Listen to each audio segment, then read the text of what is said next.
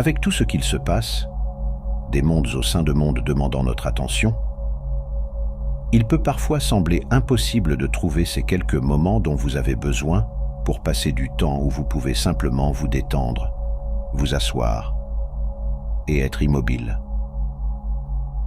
Compréhensiblement, trouver la paix est quelque chose que beaucoup recherchent tout au long de leur vie.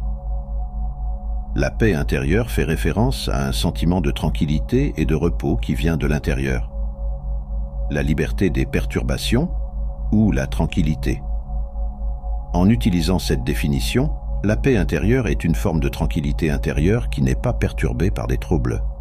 Dans les traditions spirituelles, les perturbations sont souvent des mouvements de l'esprit, le genre de pensées intrusives ou d'émotions difficiles que nous rencontrons souvent dans notre vie quotidienne. Une grande partie des écoles de pensée telles que le bouddhisme et le taoïsme se concentrent sur des pratiques qui cultivent la paix intérieure. En particulier, l'enseignement central du Bouddha des quatre nobles. Vérité affirme que toute l'existence humaine est une souffrance ou dukkha. La souffrance, d'autre part, est causée par l'attachement, soit par aversion, soit par désir. Plus nous nous attachons à nos biens, réalisations et même aux personnes, plus nous sommes éloignés de notre vraie nature.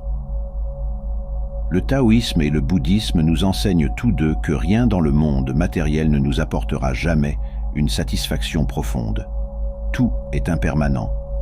Cela change constamment, tout comme nos désirs, pensées, préférences et aversions.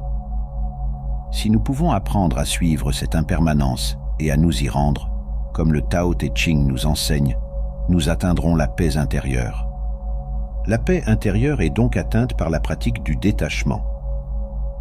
Le détachement est une qualité de la conscience, l'arrière-plan du mouvement constant de l'esprit et du corps. Il peut être le cœur d'une personne résiliente et d'une psychologie positive et peut conduire à un résultat plus positif et à une meilleure vie. Le Bouddha pointait vers ce qui est non conditionné, non soumis à la naissance et à la disparition, et donc une base plus fiable pour le bonheur durable et la paix intérieure. Par exemple, le champ de la conscience est effectivement non conditionné, les expériences changent, mais la conscience est stable. Souvent, nous pensons à la paix comme l'absence de guerre. Cela se reflète dans la paix intérieure. À quelle fréquence sommes-nous en guerre avec nous-mêmes? À quelle fréquence le critique intérieur cause-t-il de l'harmonie pour notre paysage intérieur? La paix intérieure est un processus d'équilibre émotionnel et d'équanimité, une manière de trouver une stabilité intérieure face aux changements constants. La définition bouddhiste de la paix intérieure implique la liberté de la souffrance et le sentiment de sérénité qui vient de l'acceptation et de la compassion envers tous les phénomènes éphémères. Ces phénomènes éphémères incluent le bonheur, d'où la nature contre-intuitive de la recherche de la paix intérieure. Il y a une raison pour laquelle la paix intérieure est ancrée dans la sagesse religieuse ou philosophique. Sa nature est difficile à comprendre avec l'intellect seul. Atteindre la paix intérieure n'est pas seulement un exercice intellectuel, mais une pratique incarnée. Le Tao décrit comment, comme la nature, on devrait être en équilibre, en harmonie et simple. Le verset 37 du Tao Te Ching cite comment les gens seraient satisfaits de leur vie simple et quotidienne, en harmonie et libres de désir. Quand il n'y a pas de désir, toutes choses sont en paix. La vision du monde taoïste est enracinée dans une observation étroite des motifs de changement qui existent dans le monde naturel. Lao Tzu préconise de vivre naturellement et librement comme vous êtes vraiment, plutôt que comme on vous dit d'être. Nous sommes tous un avec le Dao, donc suivre le flux du Dao signifie être naturel, observer la simplicité et la non-action ou la non-ingérence au lieu d'agir par l'ego et le désir. Vivre en accord avec le Dao au niveau personnel se propage dans le monde dans lequel nous vivons, car tout ce qui existe entre le ciel et la terre émane de la même étoffe de l'existence. Le Dao est une symphonie dans laquelle nous sommes chacun un instrument, et être naturel signifie jouer les notes en harmonie avec la musique de l'univers. Le Tao Te Ching ne présente pas d'instructions ou de techniques spécifiques pour devenir ce qu'il appelle un Shengren, un sage qui a réalisé le Dao. Cependant, il décrit comment un sage se comporte. Par exemple, il affirme qu'on ne devrait pas forcer les choses, mais plutôt être tranquille, n'avoir aucun désir, se comporter naturellement et vivre simplement. Cela affectera à son tour l'environnement social et politique du sage. Les paroles du Tao Te Ching sont aussi pertinentes aujourd'hui qu'elles l'étaient il y a plus de 2000 ans, et elles peuvent être mises en pratique dans nos vies modernes. Les pratiques suivantes sont issues du grand sage taoïste Lao Tzu afin de cultiver la paix intérieure. Une chose importante à garder à l'esprit est la respiration et la recentration. Pouvez-vous équilibrer votre force vitale et embrasser l'un sans séparation?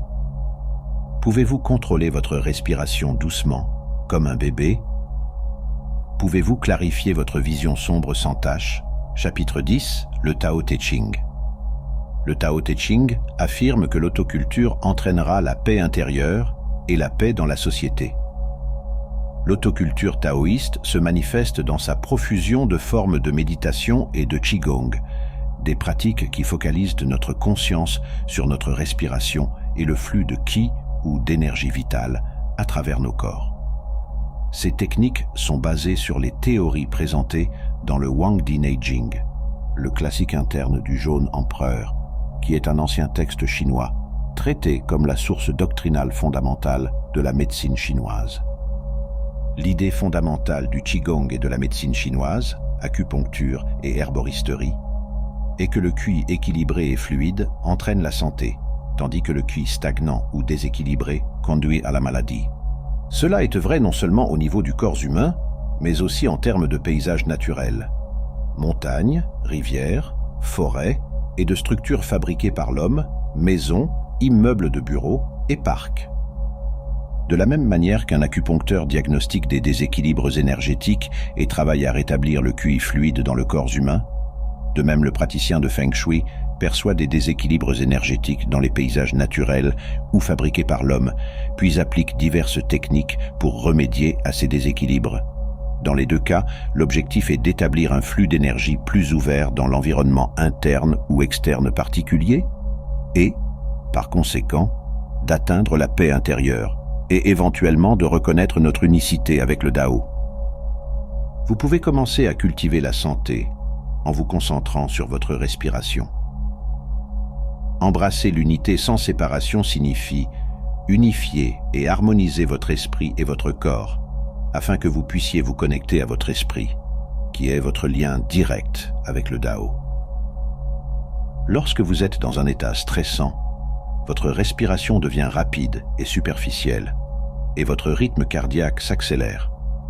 Une respiration rapide et superficielle rend plus difficile le travail de vos poumons, qui consiste à fournir à votre corps de l'oxygène et à éliminer les déchets et les toxines de votre circulation sanguine. La privation d'oxygène permet à ces toxines de s'accumuler dans votre corps, sollicitant votre système immunitaire. Une mauvaise alimentation en oxygène peut conduire au vieillissement prématuré et à la perte de vitalité, et est liée à une augmentation des crises cardiaques et des AVC. Lorsque vous pratiquez la respiration méditative, visualisez chaque muscle et chaque cellule de votre corps se détendre et se relâcher à chaque expiration. À chaque inspiration, visualisez votre corps se remplir de vitalité et d'énergie. Moins, c'est plus. La vie simple. Poursuivez la connaissance. Gagnez quotidiennement. Poursuivez le Tao. Perdez quotidiennement. Perdez et perdez à nouveau. Arrivez à la non-action. Chapitre 48. Le Tao Te Ching. Ceux qui cherchent le Dao n'utilisent ni les oreilles ni les yeux. Ils regardent à l'intérieur, pas à l'extérieur. De cette manière, la recherche de la perte est meilleure que le gain, car la vraie connaissance n'a aucun lien avec ce que vous avez appris ou réalisé dans le monde extérieur. La vraie connaissance vient du fait de rester immobile et d'observer le soi. La sagesse vient avec la capacité d'être immobile. Regardez et écoutez simplement. Rien de plus n'est nécessaire. En restant immobile, en regardant et en écoutant, Vous activez l'intelligence non conceptuelle en vous. Laissez la quiétude diriger vos paroles et vos actions. Avez-vous remarqué comment les idées les plus sages et les épiphanies les plus significatives ont tendance à émerger dans le calme ou le silence? L'autocritique peut être bruyante et intrusive, ajoutant au chaos. Mais la voix de la sagesse porte avec elle un sentiment de sérénité et de calme. C'est l'intelligence non conceptuelle. Trouver la paix intérieure est important car elle vous connecte à vous-même, à la nature et aux autres de manière profonde. Le chaos constant et la réactivité vous maintiennent dans d'anciens schémas de pensée et des boucles comportementales. C'est dans le calme que vous pouvez repérer ces schémas et faire des choix différents. Retourne à l'infantile. Retourne aux blocs non taillés. Retourne à la simplicité. Chapitre 28, le Tao Te Ching. Un bloc de bois non taillé est rempli d'un potentiel illimité. Mais une fois taillé, des distinctions ont été faites et des limites ont été créées. Revenir à votre véritable nature, c'est être comme un bloc non taillé ou comme un nourrisson. Vous n'êtes toujours pas impacté et êtes préservé de la socialisation et des jugements arbitraires. Le Tao Te Ching dit que nous devrions commencer à nous affiner en pratiquant l'art de la simplicité. Nous devrions retrancher ou réduire nos poursuites et accumulations mondaines et intellectuelles. Moins, plutôt que plus, nous relie au Tao et à notre véritable nature. Outre la simplicité, le taoïsme enseigne également le néant et le vide à travers le concept de Wu Wei. Wu est défini comme pas ou sans. Wei est ensuite défini comme faire. En traduisant littéralement le sens des deux mots, on obtient agir sur quelque chose.